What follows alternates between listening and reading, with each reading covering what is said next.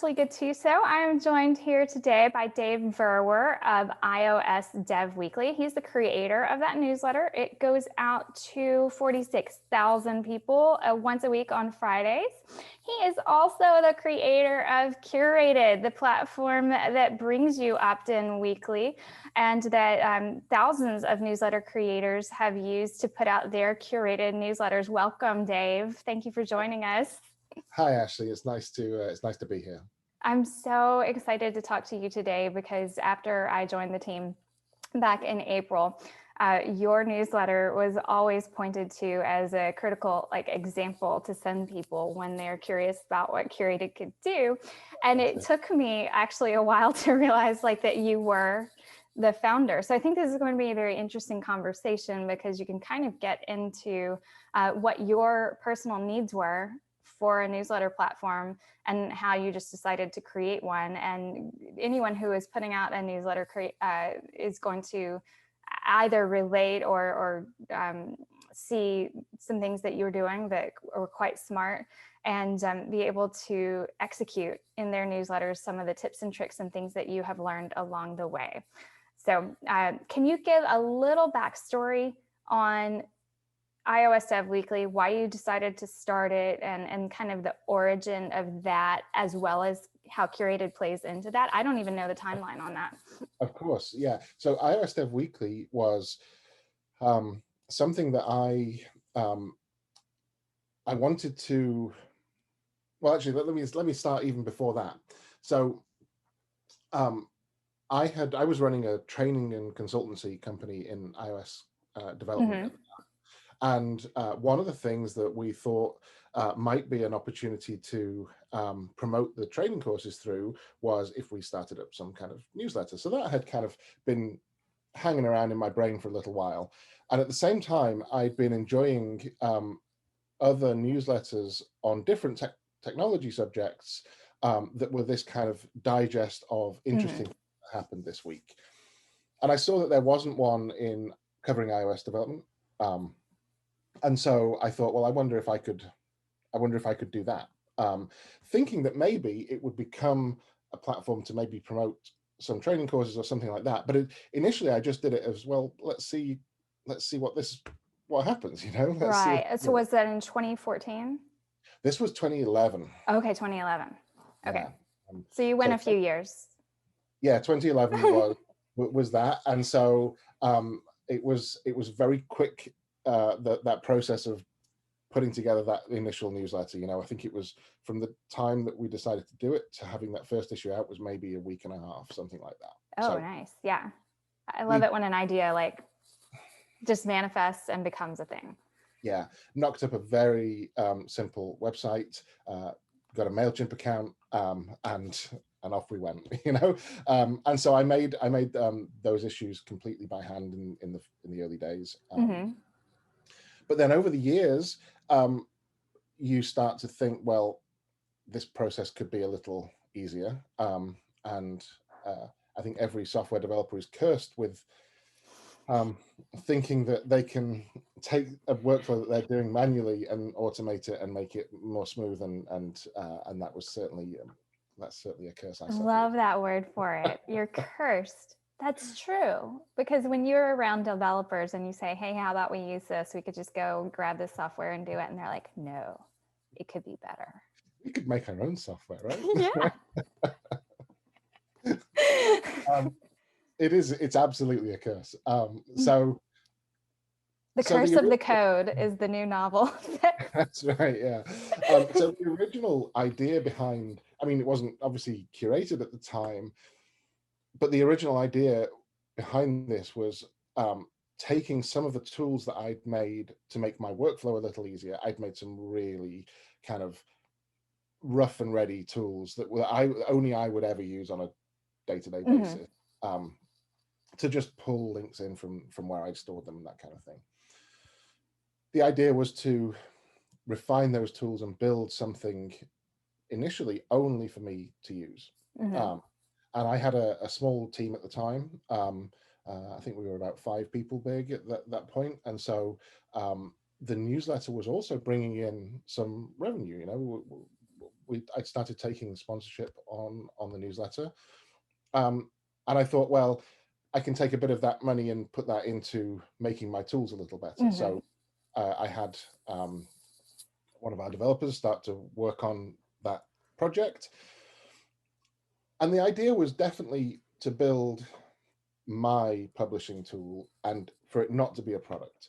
But at the Hmm. same time, I did definitely think this could be a product. And so at the back of my mind, while we didn't build it as a product initially, at the back of my mind, I was keeping things in my head as like, well, this definitely could, if we turn this into a product, then we'll need to pay attention to this and we'll need to pay attention to this. So that was 2014, if I'm No, this was following. 20, probably 12, 13, something like that. Okay, so you had like a year of MailChimp and figuring out some better flows and then deciding let's refine this Yeah. around then. Okay. And that first version of what became Curated was super rough and ready, like really, really rough around the edges, but it did do the core functionality, which is collecting links, allowing people to add some text around those links, to comment on those links, and then publish and send the newsletter. And the initial version of the tool still used MailChimp, so it was a preparation Okay. for MailChimp. Mm-hmm. And only as we turned it into an actual product did we make that decision of, well, do we make this a kind of add-on to an existing MailChimp account, or do we also start to build mail sending functionality, which history will let you know that we chose the latter of those, but that was not a clear decision as we went through.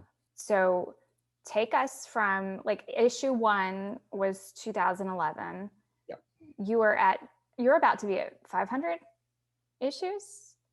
I think March next year will be the 500th issue, so it's almost 10 years of publishing. It'll be 10 years in August next year. That's exciting. Like, what do you feel like? Has it evolved through the years, or did the workflows that you set up, have those kind of been so solid that you have just continued to use them? The workflows for sure have changed, although they changed to a point, and then they don't change very quickly. You know, it's Mm-hmm. very same tasks every week. But I have especially around collecting where I get links from, that's changed significantly over the years, and we can talk a little bit about that. Sure. Well, I think this is a great point in our conversation for you to screen share and show people who are not aware of iOS Dev Weekly what that newsletter looks like. This newsletter has multiple sponsorships every week, and it's done in a way that the platform actually supports, which is more of a editorial type sponsorship than a banner ad or a embedded programmatic ad of sorts. It's advertisements that are specifically for your audience.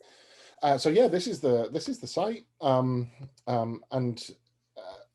it's really been this design for a very long time now.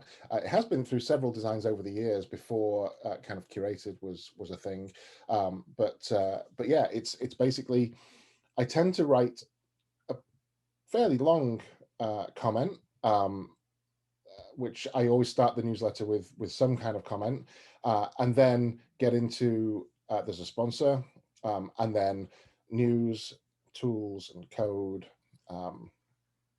Job adverts at the bottom as well, and then the most popular link in every issue is the last one.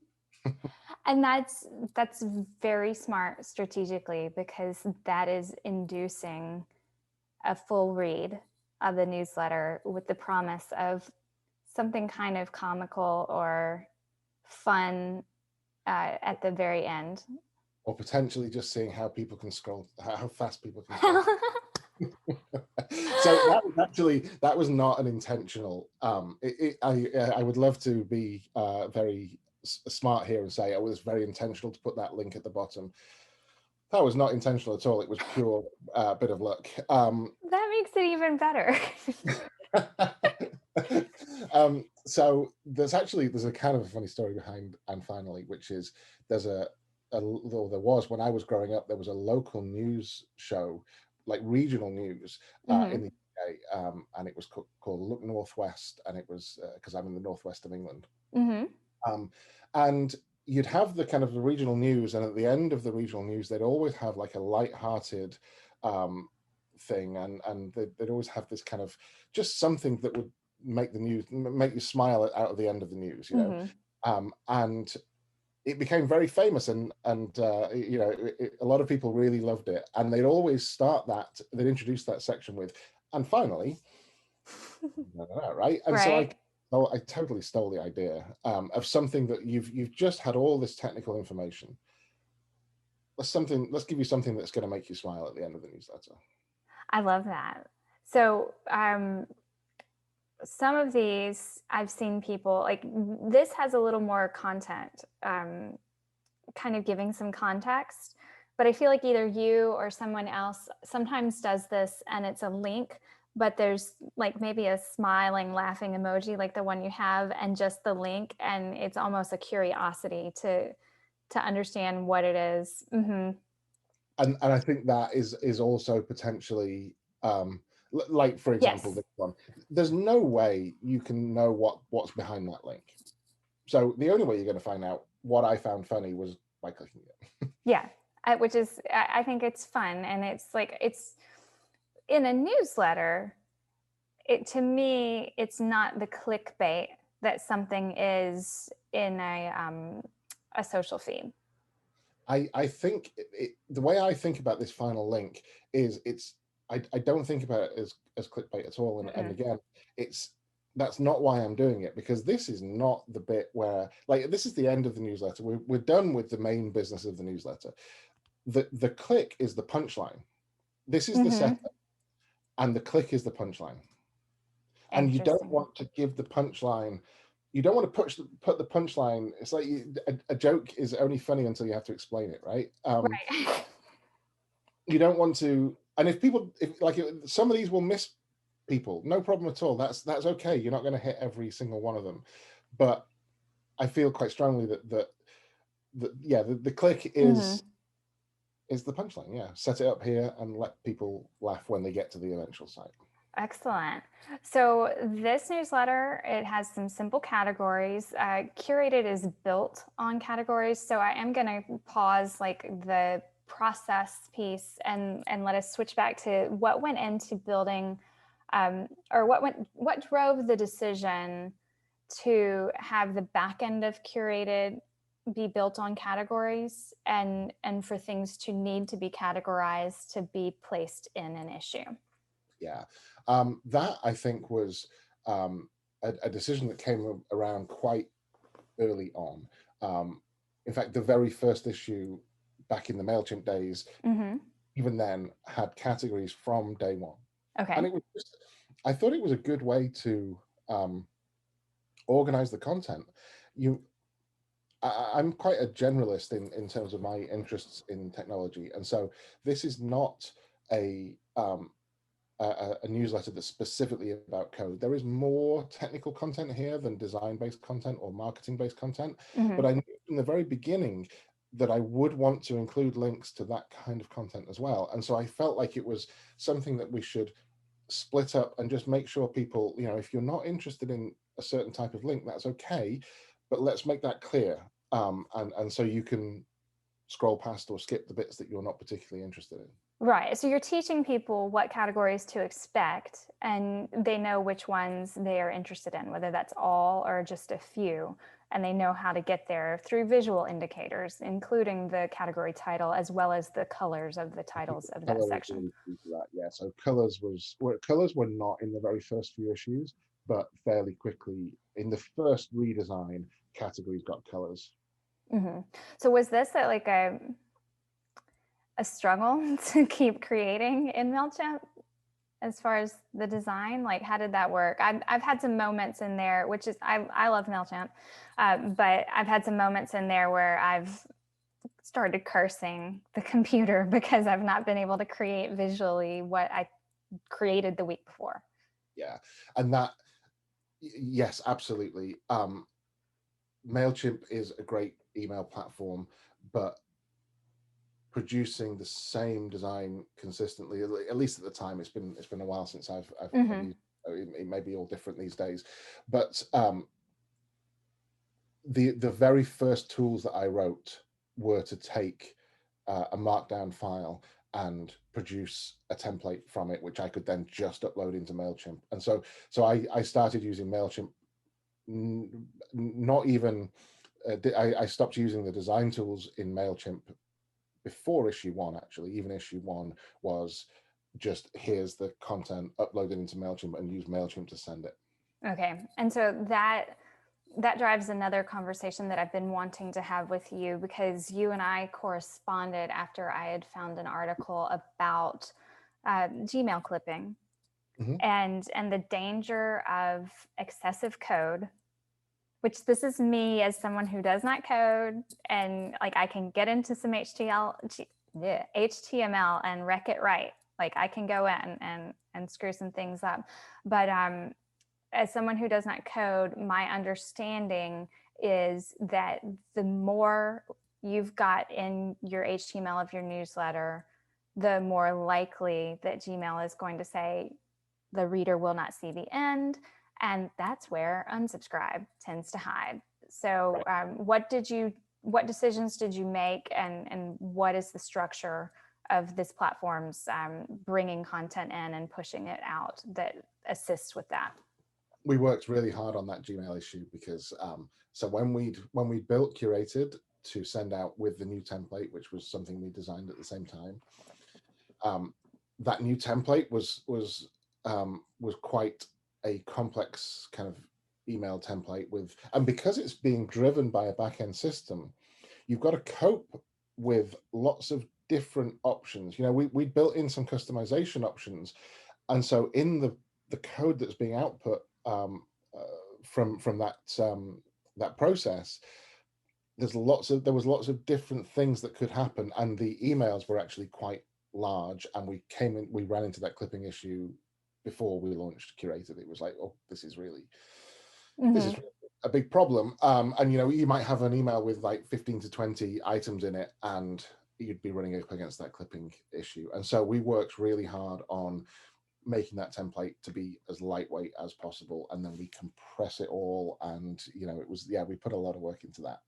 Right. So when I go and I copy, say I want to quote someone from a particular article, and I go and copy that and paste it into my interface for Opt-in Weekly, it's being stripped of any code that it might have retained from elsewhere, correct? Well, and also that code could, so that was the main reason that we selected Markdown as our format for writing Mm-hmm. within the system, because not only could any code that you bring in increase the size, but the code that you bring in could actually break the template potentially if we allowed you to paste like more Okay. HTML in. And so having the way that you write inside Curated be purely in Markdown, it also stops the ability to break that template. I'm hesitant to say the word impossible because there's no material. I feel like the Titanic. Yeah, We're but talking icebergs. exactly. Yeah. I've certainly never seen a case where someone was able to break it. Okay. Okay.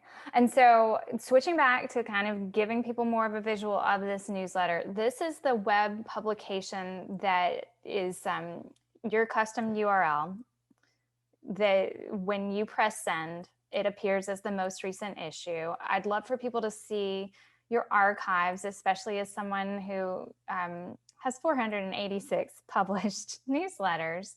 And the fact that people can manipulate how this looks. Some people, if they are using pictures, can have a little image appear. But this gives people a way to scroll through and get a history. And there's also like a search guy at the top of all pages that lets them find anything you've written about a particular topic. So, what would be good to search on your site, like if someone wanted to know? Okay, so all Swift UI content they can get to immediately right there, which is something that probably did intentionally because you knew that people coming to your newsletter are looking for these bits of information. I think the one thing that's key here as well is that the colors come through in this. So I'm searching for a topic here, and most of the links around SwiftUI are going to be code links. But actually, if I was interested in the design side of SwiftUI, then maybe I'd search through to find.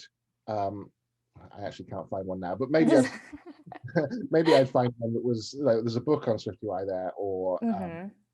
there was a news item about SwiftUI. There's a news item, that kind of thing. So here's something about SwiftUI on a different platform, and so those category colors again, really important to bring those through into the search.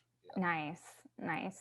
And so you've got searchable archives, you have archives themselves, and then you have sponsorships, which I think our viewership is going to be really interested in learning what thought went into setting this up, and to kind of see your sponsorship page and learn why it is what it is and how it works. And maybe even see the back end of how that looks as they're preparing upcoming issues. Because if you're Sure. like me, you've got like your next 20 issues already scheduled in there. Right.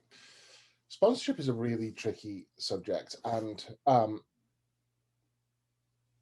I think it's the kind of thing that sponsorship follows a successful newsletter, first of all. Mm-hmm. And it's very tempting to look at people running successful newsletters and think that's a great way to make money. And it's really, I think you need to flip everything on its head from that. It's running a successful newsletter is a great way to run a successful newsletter.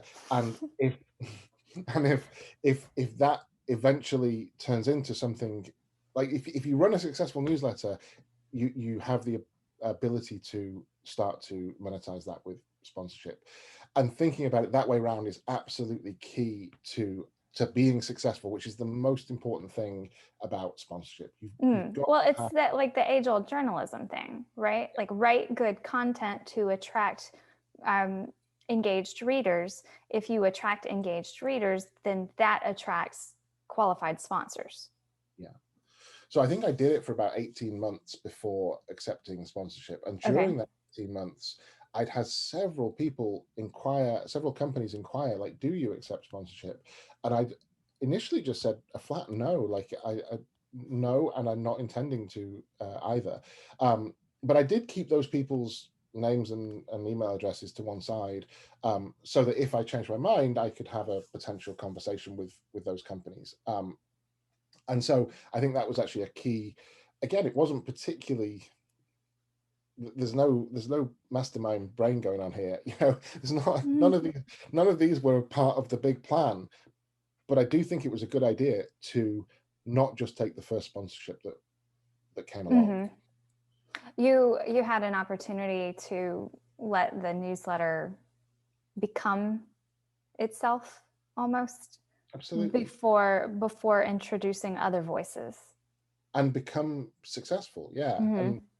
And make sure people were actually reading it and appreciating it and giving feedback and that kind of stuff. And so that was a real key decision with sponsorship. And when turning that into a product with Curated, it was very tricky to make sure that came through in the marketing and in the design of the system.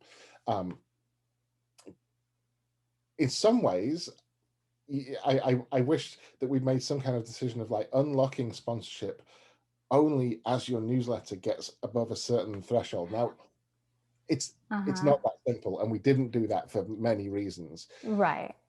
But I was always kind of interested in that. Like, let's give customers something to reach for to unlock this feature, right? Interesting. The key thing about it is, and the reason we didn't do this in the end was because sponsorship is not purely about a number of people reading.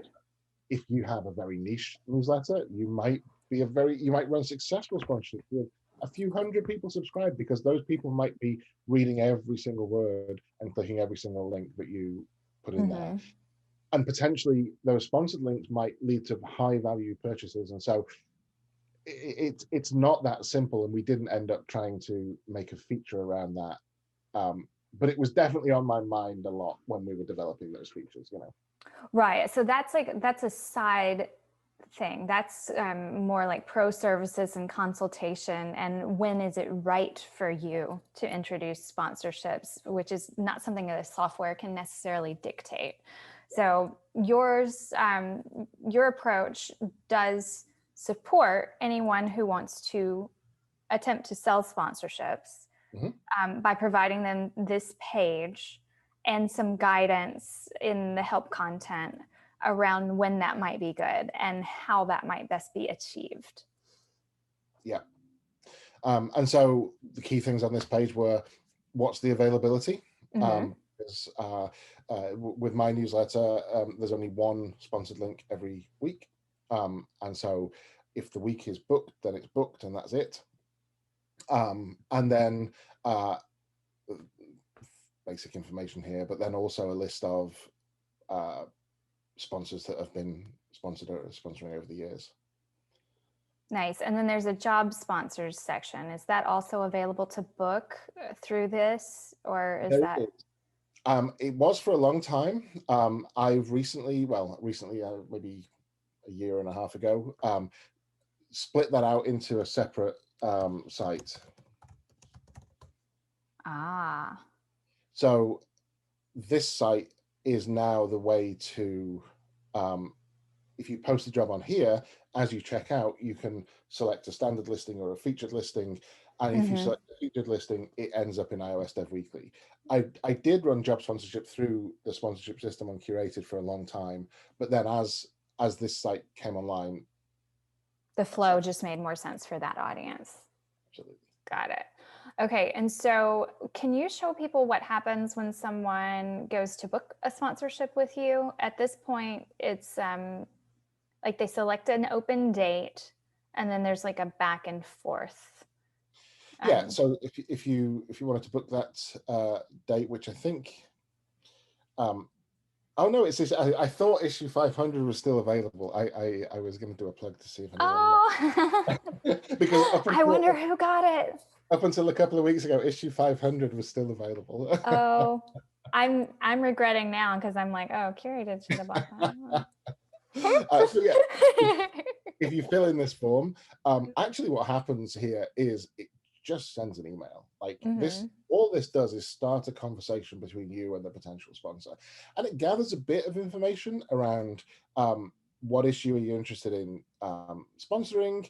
I definitely want to know what people are intending to promote, because I am going to kind of assess whether that content is something that I would like to put in the newsletter. I've not had to turn down many sponsors, but I have turned down some. Okay.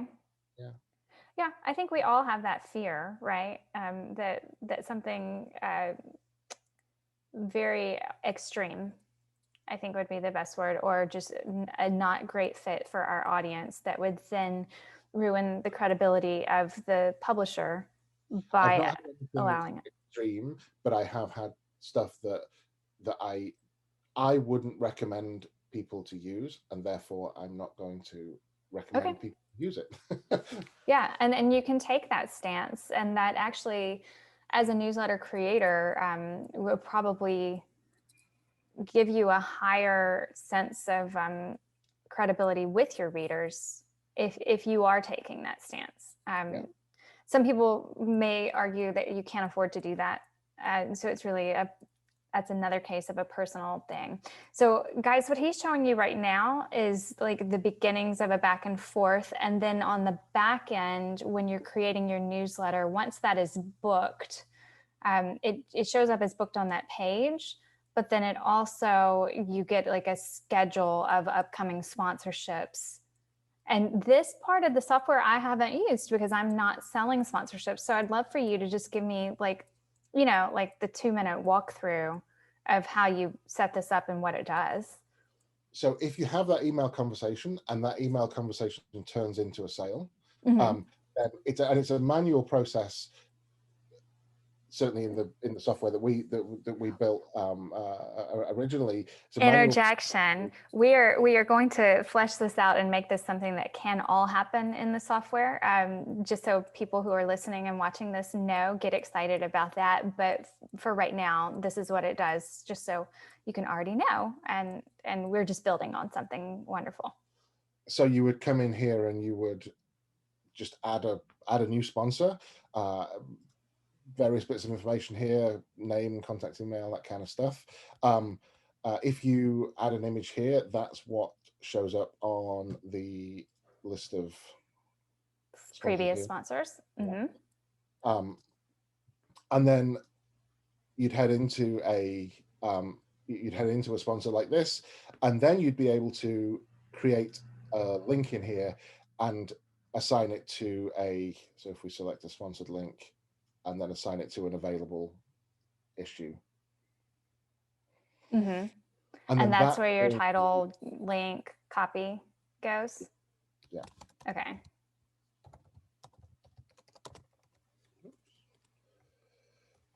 Never type on a Zoom call. Oh no, it's as bad as like writing on a chalkboard or something. Because when you're sideways, you write differently, right? Like it's different. So yeah, if we put that link in here, that's going to be assigned to the right issue, and so here's that issue here, and there's the sponsored link in place. Excellent. And then it shows up, if you guys can see in the issue, there's a little leaf and there's a briefcase. And the leaves indicate organic content. I'm assuming that's why you gave it the leaf icon. And the business briefcase indicates a sponsored link so that you can kind of keep those separate. And it also gives you a little suggestion that you should probably only have 1/10 of your content or less be sponsorship or promotional. You can customize this number. So that depends on how many sponsored links you so in your settings. You're right. Okay, so I always thought this was like because I haven't used it, I always thought this was just like us trying to say like, hey, don't do a newsletter full of sponsored links. I mean, that's good advice, but yeah. And actually, to your point that you just made before, you were saying, you know, you were kind of hinting towards it being a luxury to be able to turn down sponsors, but I would flip that completely on its head and say that you said can you afford to turn down a sponsor? I would say it's the opposite of that. Can you afford to accept a sponsor that's not a good fit? Because if you're sending out an email to people and they're trusting your sponsorship to be able to click through to that sponsor, which is ultimately, that's what drives people to come back and a successful sponsorship model. If you do accept a sponsor which is not going to resonate with your audience, that'll be the last sponsored link they click on. And so so it's like, can you afford to lose your audience's trust? Can you afford not to turn those sponsors down is how I would say it. Yeah, I like that. Okay, so guys, you can see that he's like got issue 500 is already scheduled out, and he can add some things right now if he wants to. This allows you to work out in advance on an issue. And then all previous issues, he can go back in if he noticed a truly atrocious typo after he sent. He could go back in and correct that for the publication view so that in the archives it's corrected, which also would give you an opportunity if you printed something that you needed to correct, just like an online publication, newsletter, newspaper, or whatever, is going to put in a correction. I tend not to ever, I mean, if it's a typo, I'll edit it. But I tend to... You have updates. So does that mean? I'm trying to find one now. I saw a few on the first page. Was it the down at the bottom of it, bold update? Yeah. Yeah. I tend to do that. I tend to put an addition on if I'm correcting something so that people can see what it originally said and then what it said afterwards. Right. And that's... I think if you were thinking of like an editorial publication who needed to get the fact corrected in the publication, that the way you handle that is correcting it in the body content and then coming below and putting like update or correction. This content was updated to reflect this misinformation or something like, or to correct So this here's one. information. I think I did actually strike that one out here. I got it right. I got a date wrong and said this month when it was actually next year. And so I noted it here as an update. Right. So no one's perfect. What I'm pointing out is that you have the opportunity to correct your imperfections, or at least acknowledge them. Yeah. Which I feel like almost like continues that thing that we're talking about, which is building trust, right? Like you are doing your best to put forth information that is accurate, and you are honest if it turns out not to be so.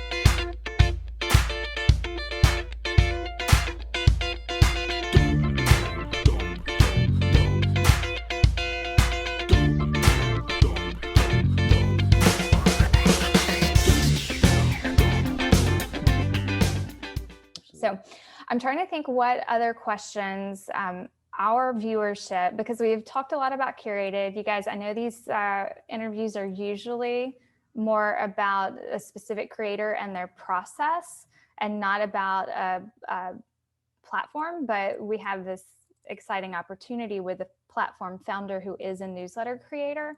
So the next thing I want to talk about is to kind of gear away from all the software talk and think about how you're choosing the articles you're choosing, and have you walk us through the process you're using for curation, even the like resources, or you've said it's evolved since the beginning. Yeah, so walking us through that would be wonderful. So back in the very early days, I used a site called Pinboard, which is just a bookmarking service. And so I would save links to that, and I would give them tags depending on what category they were going to go in. But then obviously, as I created Curated, that process all got into the Curated software. And so if I'm on a web page, in fact, you can see on my bookmark bar here, the only bookmark I have is to save something to Curated.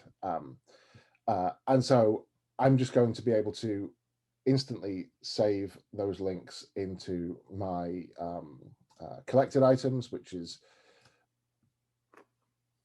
here. And so this is a list of stuff that hasn't yet been published in an issue or assigned into an issue. This is my kind of pending list of links. So I'm constantly throughout the week saving stuff that I find, but my main source of articles is my RSS feeds. And so I have a lot of RSS feeds that I read through every week. And I will skim or read every item in this list, and that is a significant amount of reading. But I've got better. Are you looking at a list right now? Oh, sorry. It's okay. Do you see this now? I do. So this is your RSS feed, and this is my RSS reader. Yeah. And then do you pipe this into collected items, or do you manually send them there? This is a manual process. So this is entirely like I've become really quick at doing this. So there's my hand does not touch the mouse while I read my news, basically. So if this is a potentially interesting article, I'm going to open that up in my browser straight away. And what I'll do is I'll open a load of tabs. So I'll come through here and I'll say, yeah, that's interesting. That's it. And I'm making these decisions that quickly of like, this is interesting. And that is not interesting. That's relevant, but that's not going to be something that I'm going to link to. And I can tell that in like a 3-second look at it, I can tell whether that's a possibility. So I've got a few there. And what I'll tend to do then is come to the browser and actually give it a skim through. Yep, that's potentially interesting. So that gets saved into Curated. That is potentially interesting. And so that gets saved into Curated. And I'm doing this really quickly. And I'm selecting a category as I do this. So that one, the last couple I've done a put into code, but this one actually might go into business. And this one, also interesting, into code.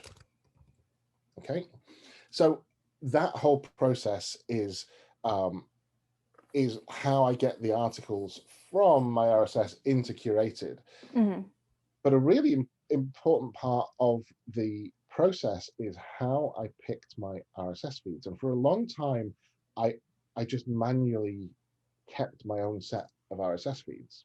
But I found that was really not ideal, because what I wanted to make sure was that I was coming across new voices in the community that I maybe didn't know about. And so what I did was I made this site here, which is called iOS Dev Directory. And this is a comprehensive list of blogs and sites covering iOS development. And anybody can add their site onto this iOS Dev Directory. And as soon as they add their site onto this directory, I approve it. So I just make sure that it's not spam. Right. But I have no quality filter here at all. This is a comprehensive list. This is everybody. And there's 600 and something sites here. Okay.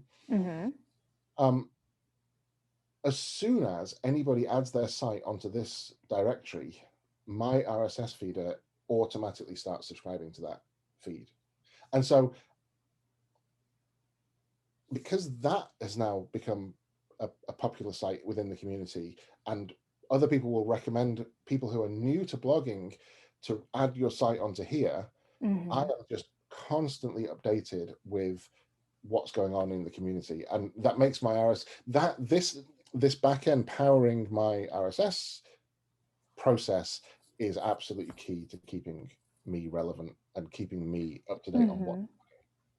So they add, and then you begin to see their content. Yeah. Are you ever at any point deciding like, hey, that one's never quality, I'm not going to keep it? Or do you give it its monitoring every week to see? So because I do read everything, I do definitely notice that. If it's that, there have been cases where I have removed sites that I did approve and I've then removed them, but it's only in extreme cases. And generally this community tends not to be a huge problem with that. So yeah, I've categorized the blogs into, or the RSS feeds into categories, so that I can, like for example, the iOS development blogs here and the iOS development company blogs, companies tend to be a little more broad with what they publish about. Maybe a development agency will talk about some iOS development, some Android development. So I find that when I'm reading my RSS, having that category filter is useful, just so that my mind is in the right place of like, what am I actually looking at here? And it's not just this mass of 600 posts to read. Okay, so how much are you processing in a given week? Probably about 500 or 600 posts. Yeah. Okay. And you narrow that down to 15-ish? 10 to 12 usually. 10 to 12. Okay. So how often are you finding new voices this way? Really often. Like Like this has every been issue? no, but but this has been a huge step forward for my newsletter in terms of um, it's very easy when you're in a position of curating something a community like this. It's so easy just to fall back on linking to the same people and the same voices that you link to every single week, and they publish Mm-hmm. something interesting, and it's easy to do that because they do publish interesting things, and you know that you like them because you read them, and that's how you originally found out about that person. Right. But then you're in an echo chamber. You miss so much, yeah. Yeah. And so kind of pushing the sourcing of my reading list out to the community was a great step forward, and actually it grew even beyond what I can read, because people started adding different language blogs, and I unfortunately only read English, but there are definitely, there's what, 6 to 7 different languages here. Mm-hmm. Yeah. So now you need to expand and franchise, right? And have the different language versions of your issues. Maybe, yeah. Okay, so this brings an interesting topic to mind, which I'd love people to understand, because I've been reading in some of your introductions. You were talking, I love, very candidly about business ventures, sometimes business failures that you have decided to let go of. What is your current? You have a community, you have a newsletter. Like, what is your portfolio of sorts, and how does everything work together? Yeah, so my the things that I do, and it's very important to consider the things that the entire set of things that you do. And for me, that's some contract work, which I do. Mm-hmm. And then there's iOS Dev Weekly, which is something that I definitely, that takes up a portion of my week every week. And I think I mentioned earlier in the call, I'm a bit of a generalist, so I quite like having lots of different things to Mm-hmm. do. If I were to have to get a kind of an everyday job again, I'm not sure I could do the same thing every day forever. I think I'd explode. Yes, there's always um, some new mountain to climb, right? yeah, and what I also value is the ability for me to have an idea and just go and prototype something, and build it, and let's see if it works. And I'm very lucky to be able to do that. So, for example, the job listing started on iOS Dev Weekly, but turned into their own site Mm-hmm. event. Um, there's another site that I created, which is again related to the iOS development world, but this is a website for finding libraries of code that people could use. Okay. Uh, So and so this is, multiple websites. yeah, and multiple different, um, and they're not all sources of income, Mm-hmm. and that's also okay. Like, I think you have to have a balance between, um I mean, this is, I'm talking very personally here.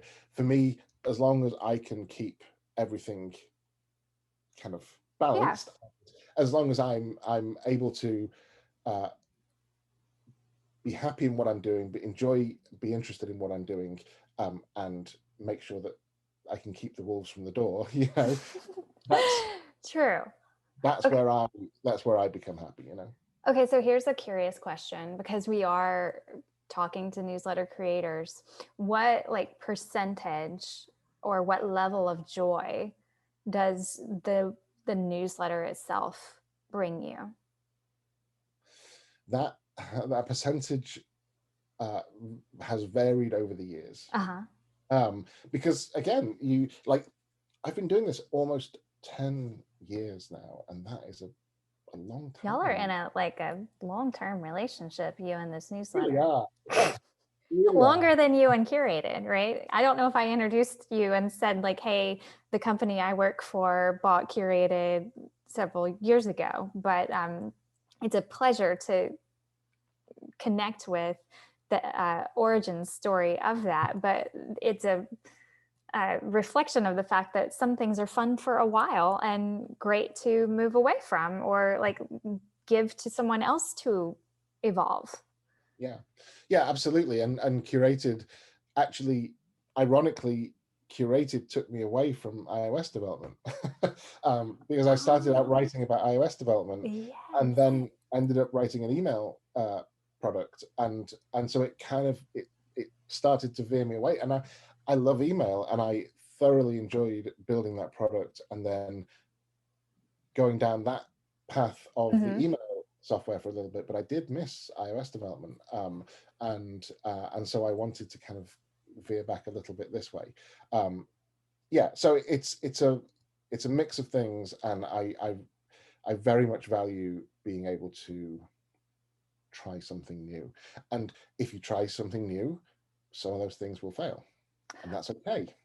Right. I'm loving that the conversation we're having right now is very like reminiscent. I'm a Girl Scout leader. I have two daughters, and they've tried to infuse STEM into that programming in the past several years.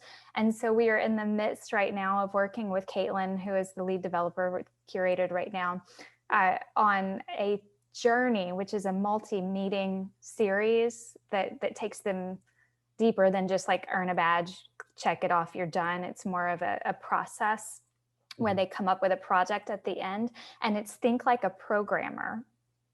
And all the content has been around failing forward, Mhm. figuring out what's going to work, what doesn't work, rapid prototyping. Yep. So I may come back to this conversation and bring it into a Girl Scout meeting at some point and show them this recording of someone who has spent a good bit of your life building things to see if they'll work, and continuing or moving on. It was no accident that we talked earlier about the initial issue of iOS Dev Weekly. It was no accident that that was 2 weeks between idea and sending out the first issue. I Mm-hmm. could very easily spent 2 months on that process and made that first issue perfect. And it wasn't perfect, and it would never have been perfect even if I had spent 2 months on it. But I knew whether I could do it, and whether I enjoyed doing it, and whether people actually wanted to read that stuff within a month of that idea, and that's really important. And of course, you can't build everything in 2 weeks. Like, No, no. So let's stop the screen share. I'm going to ask you a few important questions that I know our viewers are going to be interested in, and that is there's this idea that everyone wants overnight success. And like launch a newsletter, grow an audience, sell sponsorships. It all happens in 5 days. Here are the 5 tips that you need to use to make that happen. And of course, I've launched a newsletter to kind of set expectations differently. Your welcome email is like, hey, nothing happens overnight. Let's start this journey. What was your journey like? Did you bring on an audience that you already had? Or did you grow kind of organically? How did that all come to be? so I was definitely a member of the community, as in I was contributing to the community before I Mm-hmm. started the newsletter, but I wasn't well known in the community. I think I maybe had maybe like 1,000 Twitter followers, something like that. So not not really. And this community tends to focus around Twitter. That tends to be the social Yes. network for iOS developers.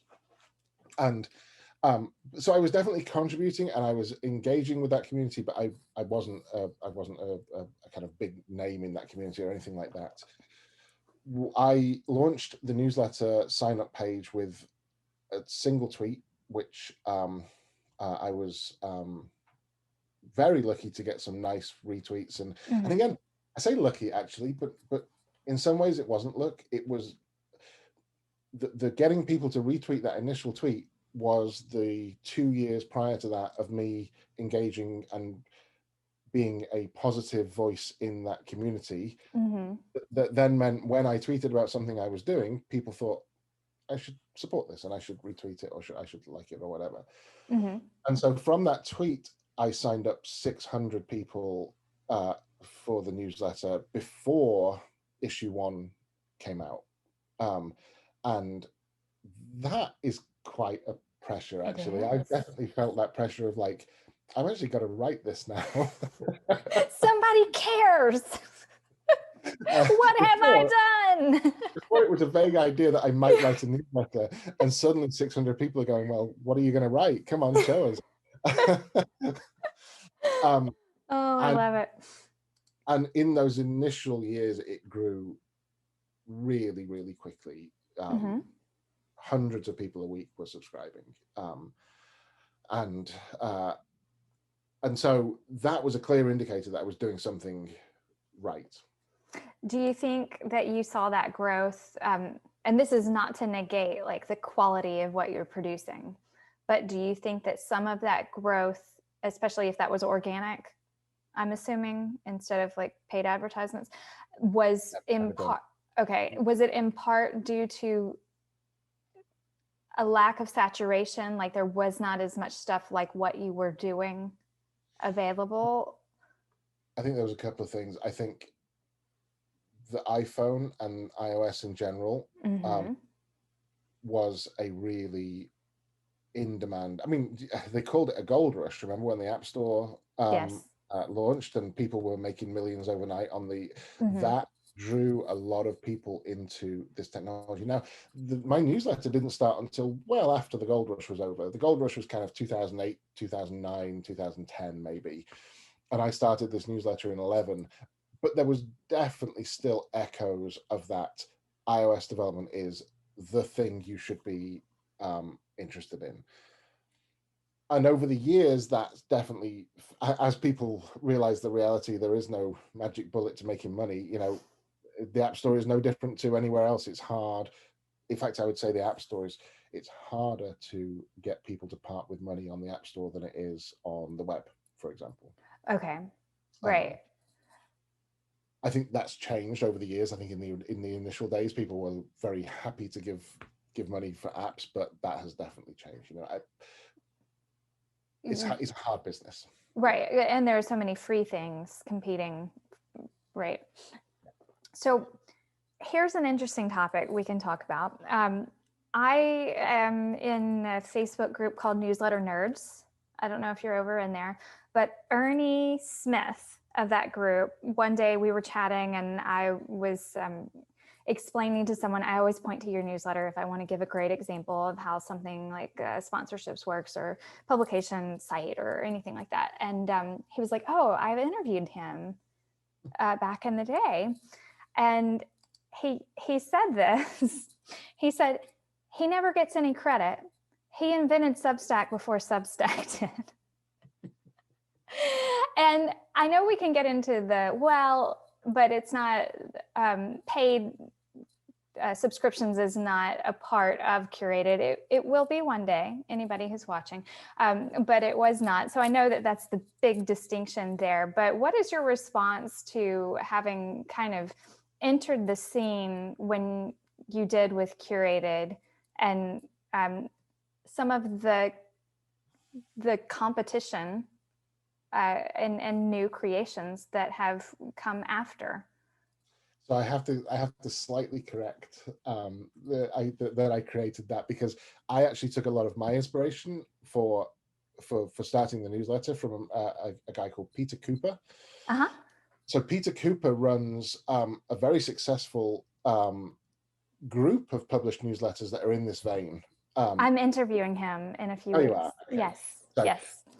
Pete, you can tell him that he is the ultimate. Okay, you have just passed the crown to Peter Cooper, which I've watched like video interviews or video demos he's done of like how he's doing everything, and it is all very back end dev heavy kind of stuff, right? So I actually knew Peter very a little bit before starting the newsletter. We live in the same country, not super close to each other, but we'd been at the same event a few times and we chatted. And so I knew I'd met him a couple of times. And before I started iOS Dev Weekly, I did actually drop him an email and say, I'm thinking about doing this. and because he had some successful newsletters and still does. Mm-hmm. Where we slightly diverged is that his publishing system, I guess we It's had the same his, idea. right? Yeah, and so that's how Curated started too, right? But I Mm-hmm. did have at the back of my mind maybe this could become a product, and I think Peter, when I've spoken to him, was quite firm of like, well, this is not a product. This is Mm-hmm. Peter Cooper's publishing system, and it will remain Peter Cooper's publishing system. But certainly that seed of the idea of this style of newsletter, I would definitely defer to Peter on that. Mm-hmm. But yeah, I think if the idea isn't that special, like the idea of making a digest newsletter and sending it out, and then making some software to make a digest newsletter and send it out, it's the execution of that idea which I think is well, it's like Mm-hmm. with every idea, the execution is everything, and the idea is almost effectively worthless.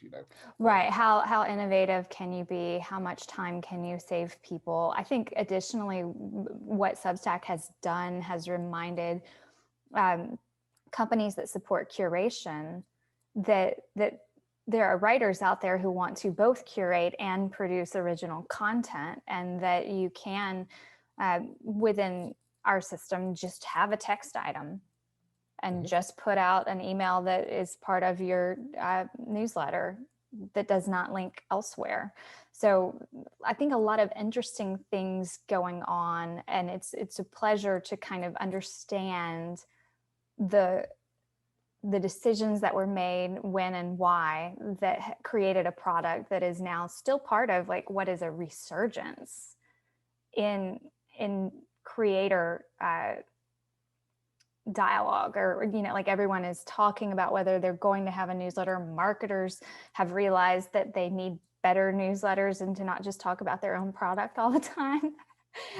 So it's a wonderful format for that. What has been the most benefit, like outside of Curated, just iOS Dev Weekly, like what has building a newsletter that attracts an audience that you engage with, like done for you personally and career wise? It's hard to it's hard to express how much of a difference this has had on my career. It's phenomenal, the change in what happened, and it happened in different ways. I originally, I think I said at the very beginning, I was running a training and consultancy company at the beginning. Mm-hmm. I thought this might be a marketing opportunity for that, but actually it became its own thing and led to far more interesting things than continuing that path. And so yes, it's absolutely put me as a core part of this community, which is really important to me. And yeah, the opportunities have come thick and fast over the years throughout it, from contacting opportunities to collaborations to the ability to have an idea, launch a little side project, and have people pay attention to that is I'm very, very lucky in terms of what it's done for me. Yeah. Well, thank you so much for your time, your advice. I'd love to keep in touch and keep our audience able to send some questions. We're going to put links in the description below in YouTube to your newsletter, to your sites, and then we encourage people to ask questions. So if we have some come up that would be wonderful for you to engage on, I'll ping you and let you know, like, hey, so-and-so asked, how do I grow my audience the way you did, or whatever creative. Please, nobody asked that. He already answered it. But we'll stay in touch. We'll all look out for the 500th issue. And I'm kind of excited. I have this in my head that you have some other project that no one knows about that is in the works that we will one day be like, ah. So I'm excited to kind of see where this path takes you. But I love the emphasis on putting the audience first, and the other things will come, because I think that is a recurring, people pay attention. That's a recurring theme from our most successful newsletter creators that I interview is not like I went into it and I knew my goal was to make 500K a year. So I decided I'd have to have a million people see it and blah, blah, blah. Like it's really, I knew I wanted to connect with people and give them something worth reading and that things would come. The only thing I care about is whether people read and enjoy it. And the sponsorship success comes as a result of that, not the other way around. Amen. All right. Well, this will air in January. I appreciate your time and thank you for joining us. Anything else you want to add? That's great. Thank you so much for having me on, Ashley. It's been a pleasure talking to you.